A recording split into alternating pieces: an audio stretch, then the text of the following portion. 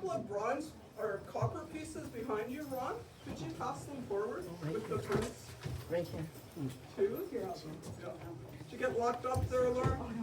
Yeah, finally. I didn't know about the second key. Oh, yeah, the prints, okay. There it is. Yeah, I was too excited to tell you. Hi, Ron. How you doing? Good, and you? Get back in. Yeah, that's fine. So I think I'll stand because you guys want to see me, and maybe some of you have hearing difficulties and need to see my face, which is like me. So welcome to the NorVA Center and to my artist talk about the show The Long Goodbye, the company.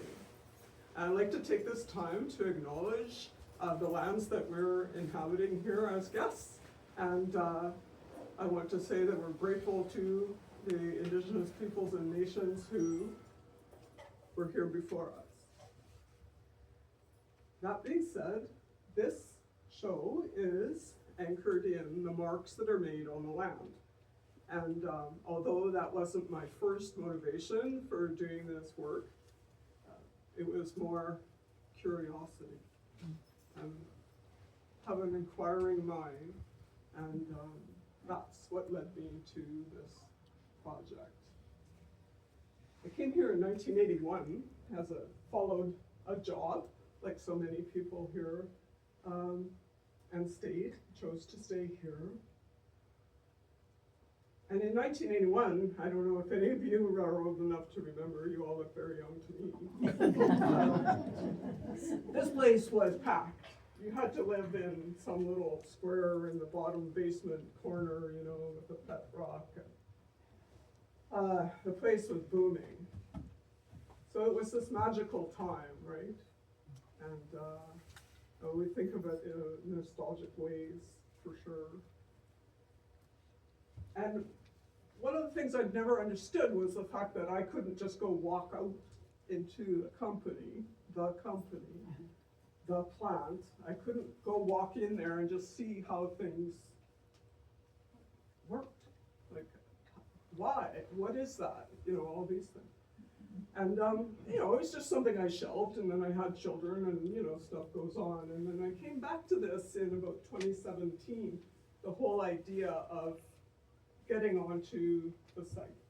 And Hudbay did let me onto the site. They gave me three-hour sessions, accompanied with a high vis and a helmet, and you don't call it a helmet though, right? Hard. And you know, safety boots, the whole deal, and a guide. And that was Chris Factor, and he was fabulous. And he's coming tomorrow night with his family to do a little tour.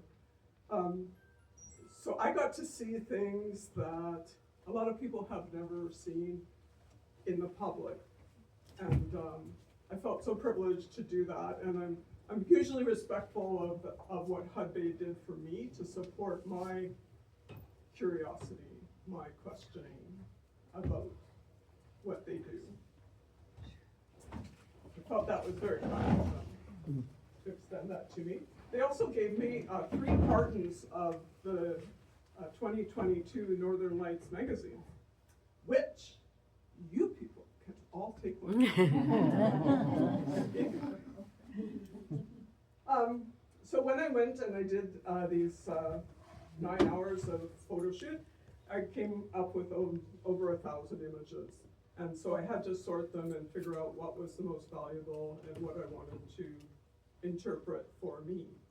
And so I did a number of studies in different media, including, strangely enough, copper.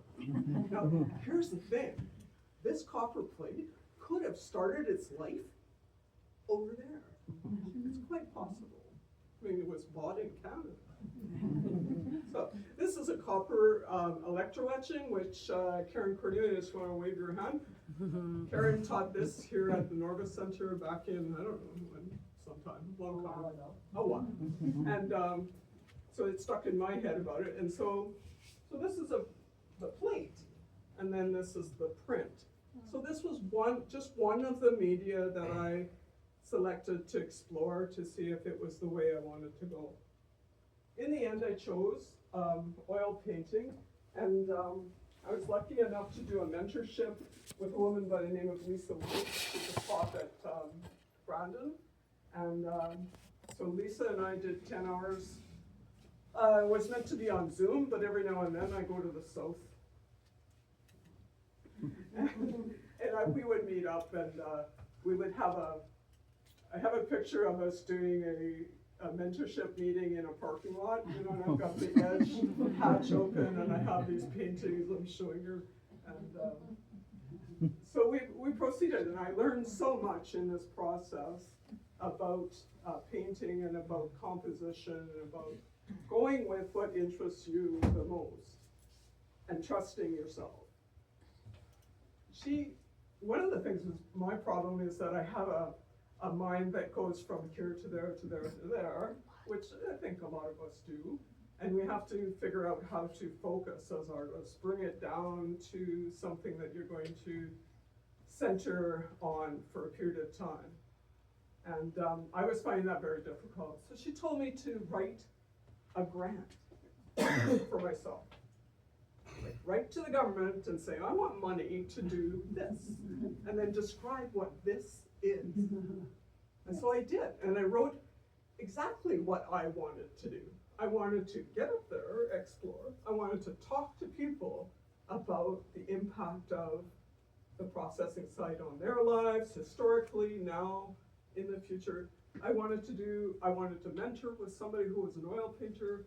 I wrote all this stuff down. So she read it, and she said, well, submit it. Oh, okay, I guess I wrote it. So I wrote it, and they gave me a bit of money. And so I was able to buy some different materials, explore some different things. So that was a big lesson right there. If you want something, ask for it. Who knows, right? So then as a painter, I found that this was very challenging because I was a landscape painter for the most part. So what colors was I using for the most part? Green. Rock colors and tree colors and plant colors and water colors. And that's not at the like, it's pretty hard to find like green. Like, there's only a couple of pieces that have green. In fact, at the back room, I have a great big green painting, and I did that in the middle of this because I was kind of like, you needed some green. yeah. So this palette is very limited, and you can see that it creates a cohesive kind of wave through the show, and that things work together. And I'm really grateful to that idea, because if you have too many pieces, it's difficult to keep things cohesive and looking like they work together. So for me, that was a way to simplify. Oh yeah, I have a print up here, if you guys get a chance to look, that I made in 2016, and I included up here. It's called Undermine.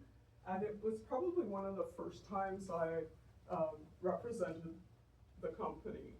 And it's very abstract and very dark and kind of, I think, texturally really interesting. But I just include that kind of historically to show that, like, back in 2016, I was moving through this and trying to find my way to creating a body of work about it. Another thing I learned through this project was talking about it to other artists in the province. Was I said, oh yeah, this is the tailings pond. And this highly educated woman said to me, you know, Karen, I had to go home and Google tailings. I had no idea what a tailings is. Holy smokes, like, she's a highly educated person, and, you know, I thought she was pretty, you know, worldly. So why does she not know what tailings is? Like, doesn't everyone?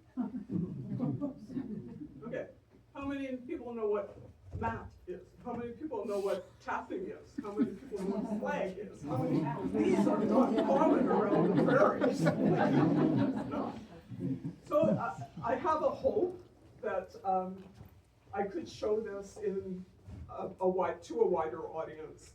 And so I applied, and I have a show in the spring where I will take some of these works with me, and I'll show it at Assiniboine Park. You know that pavilion that's got the little triangle on the top? Anyway, so I'll show there and hopefully educate some people about, tailings. Tapping. Where's Tammy Martin? She told me about tap of cool.